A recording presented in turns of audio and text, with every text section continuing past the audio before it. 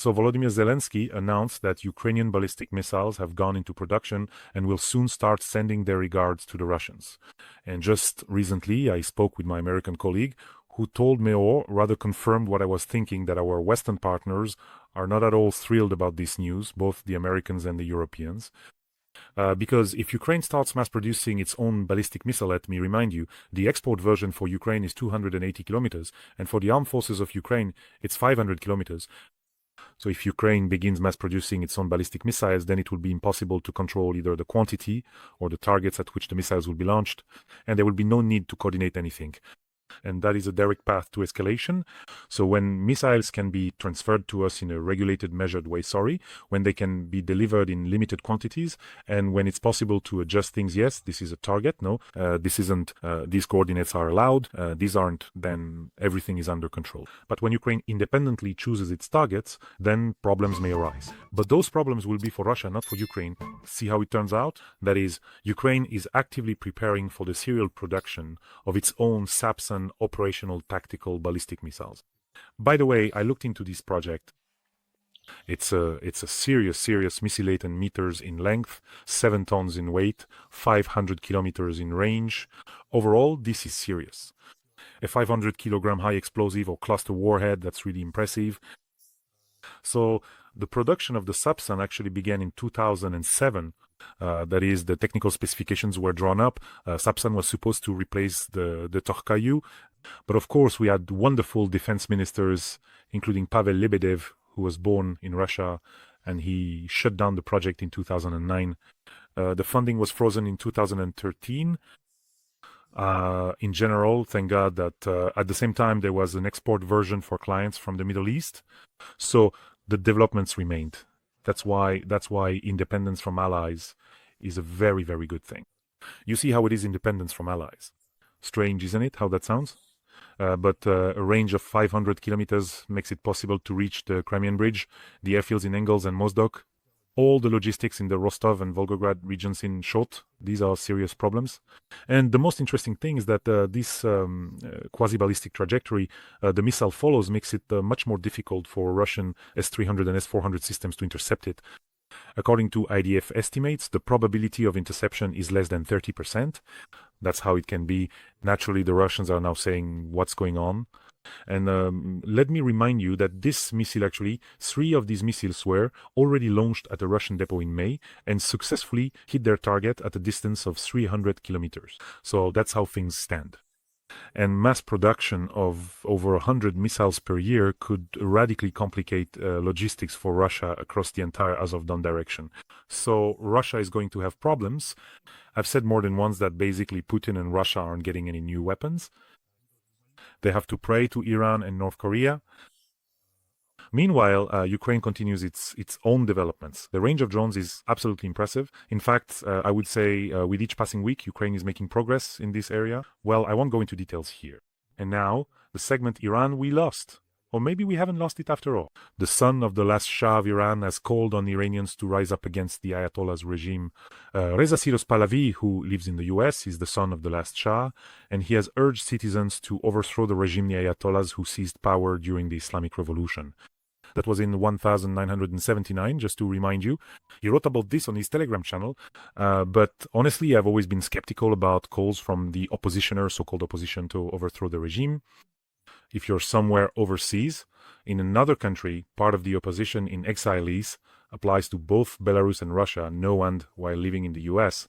You call on people to go and overthrow without setting any personal example, knowing that in modern Iran, the laws are such that you could basically be executed or made to disappear so that no one ever finds you. So opposition in exile leaves much to be desired. But protest sentiments in Iran are very strong. That's why the more such calls there are areas I mentioned in the previous episode, even Benjamin Netanyahu addressed the Iranian people in general. Iran during the Shah's era was a completely normal, adequate, secular state. Reforms. The clergy were thrown out of power. They did the right thing. Open fashion, women wear dresses, swimsuits on the beach if they want, and use cosmetics. Education, Iranians studied in Europe and the USA. Women could hold positions as judges or ministers. Students, well, they could study normally. If you wanted to go dancing, you could. There were plenty of bars. Iran was, by the way, Washington's main ally in the Middle East and received modern technologies. In other words, it was a completely normal developing country. After the Islamic Revolution, the Ayatollah's regime came to power, and as they say, that was the end of it. So now, for example, there are rules and laws in effect in Iran. That is, the morality police can arrest a woman if she wears her hijab incorrectly, if her hair is visible. And by the way, there was a very powerful protest when they arrested her like that, the morality police, and then basically beat the girl to death. So these were massive protests. There are bans on dancing, even at home. Absolutely no TikTok, otherwise you'll end up in jail. And TikTok is banned, and YouTube is banned as well. In general, women receive special attention there. Of course, attention is in quotation marks. They are forbidden from watching football matches, advertising food products, cosmetics, riding in the same transport, or standing in the same line. Until the age of 40, a woman must have her guardian's permission to go anywhere. In short, it's complete madness. Women's access to higher education has been severely restricted. What is this? What century are we even living in? By the way, all female candidates were forcibly removed from participating in the election race. Well, basically, everything actually, even men there are not recommended to wear shorts and t-shirts. But marrying off a girl at 13, or in practice even earlier, is considered perfectly fine. That's what modern Iran is like. And then there are bans of the kind that are just, well, the previous ones are also complete nonsense, but dogs are banned. In Tehran and 18 other cities, it is forbidden to walk dogs in public places. They consider them impure creatures. See how it is? You can get a criminal case for that. Moreover, protests, for example, can look like this. Simply women or men, young people, they walk with dogs, pet the dogs, and that's already considered a protest. In general, many religious authorities in Iran consider dogs to be propaganda of a Western, non-Islamic, some kind of bourgeois regime. That's it, we've arrived. Ban on Western music and women singing. So this is considered some kind of debauchery, you see?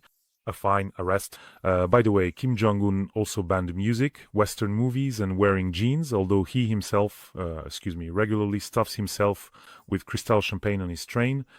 That's how much he hates everything Western. And planes with delicacies are also flown in for him from Europe. In short, wonderful. Siegfried, if you notice the curtains swaying in the background, that's because Siegfried is circling around like a little shark. You see, Siegfried, it's a good thing dogs are in Ukraine. If someone tried to ban dogs in Ukraine, they would simply be wiped out. So I got distracted.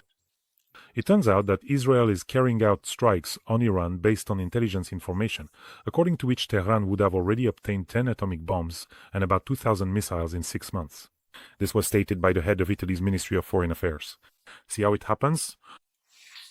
Well, and of course, Iran officially denies that it was seeking to obtain nuclear weapons-only peaceful nuclear energy. But I read to you about the insane regime, the regime of the Mad Ayatollahs with their rules. Of course, peaceful nuclear energy, of course, only peaceful nuclear energy.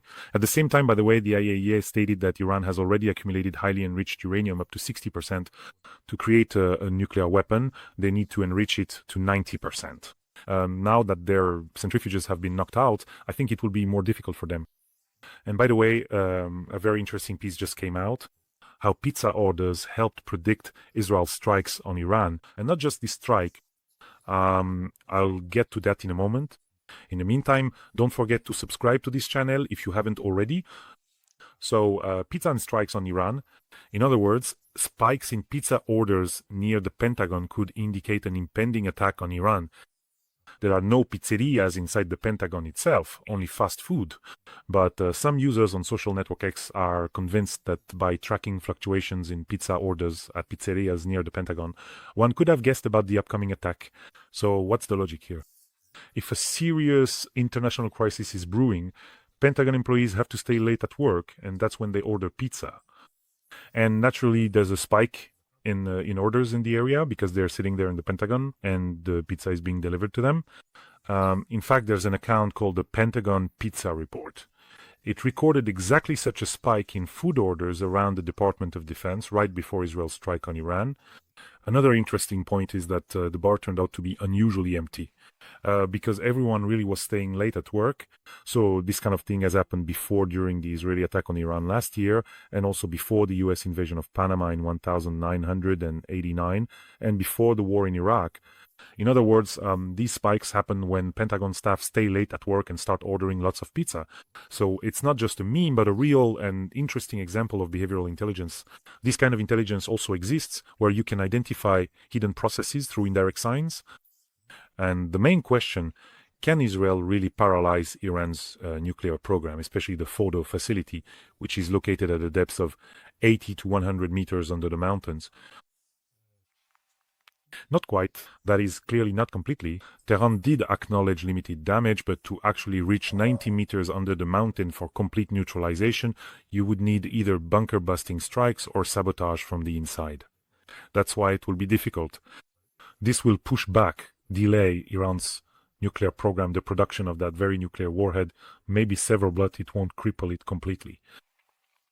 It might even happen that this will motivate Iran, on the contrary, to speed up the creation of a bomb, especially since the Russian Federation is present in the axis of evil and is always happy to help. The IRGC has already taken advantage of this. The IRGC are the kind who say, that's it, we need to urgently speed up the process, drop a nuke on Israel. IRGC representatives, especially after losing their leadership, are leaning toward enriching uranium to over 90% and demonstrating a nuclear breakthrough. And one more question, will the US be drawn deeper into the war, and will their bases be targeted by Iran? Especially since Iran is already directly threatening US, UK, and French facilities in Kuwait, Bahrain, and Iraq, where military bases are located. Overall, this is the main question. If Iran carries out a symbolic strike on sparsely populated sections of the bases, then everything is clear, as has happened before. But if the strike results in casualties, Washington may possibly launch a limited but direct operation against the Islamic Revolutionary Guard Corps. Here we have three possible scenarios, one of which could have quite a serious impact, including on Ukraine. So I have conducted probability assessments here using the RAND event escalation model. There is such a model taking into account open statistics from past crises in the region. So here are the specific probabilities in percentages. That is, a short containment, stopping after the first wave of strikes. In other words, Iran does not dare to launch new salvos, and Israel limits itself to hunting for launchers. Well, right now, this is the most likely scenario. It accounts for about 40%. According to the assessment system, part of the air defense has been disabled. I think another exchange is possible there, with less, or rather less massive strikes. This is scenario A, 40%. That is, everything will quiet down literally within the next week or week and a half. The second scenario, let's call it Iraq 91, is a broad campaign. So if Iran strikes a US base causing casualties, then Washington hits the anti-aircraft divisions of the Islamic Revolutionary Guard Corps. Iran's nuclear program is set back by 5 years, maybe even more. And of course, the Strait of Hormuz, Iran begins a mining operation. Brent crude shoots up to over $110 a barrel. Russia gains a pause on the front. China, in turn, gains additional diplomatic leverage. All in all, it's a pretty serious situation. But for some reason, I don't think this scenario will come to pass. And now, the most dangerous yet quite realistic scenario. By the way, what are the odds? Iraq 91 is given 35%. And the most real, one of the most realistic, but also the most dangerous, is widespread conflagration. This is escalation by Iran through its proxies, all of them, including the Houthis and Hezbollah, striking oil infrastructure in the Gulf, forcing a retaliatory response. Basically, it's just a large-scale war involving many players in the Middle East. So what should we be paying attention to? What indicators will show us whether this will turn into a major war or if everything will end now? The actions of Hezbollah and the Houthis, well, it's clear here. If they launch drones at a major oil refinery, for example, Abqaiq, just to remind you, that's the largest primary oil processing plant in the world, located in eastern Saudi Arabia. There have already been attacks on it. If they start attacking oil infrastructure, then that means a broader campaign has begun through proxies. If the White House begins evacuating families and personnel from CENTCOM, that means the US is preparing for direct involvement. That is, CENTCOM is the United States Central Command for the Armed Forces in the Middle East.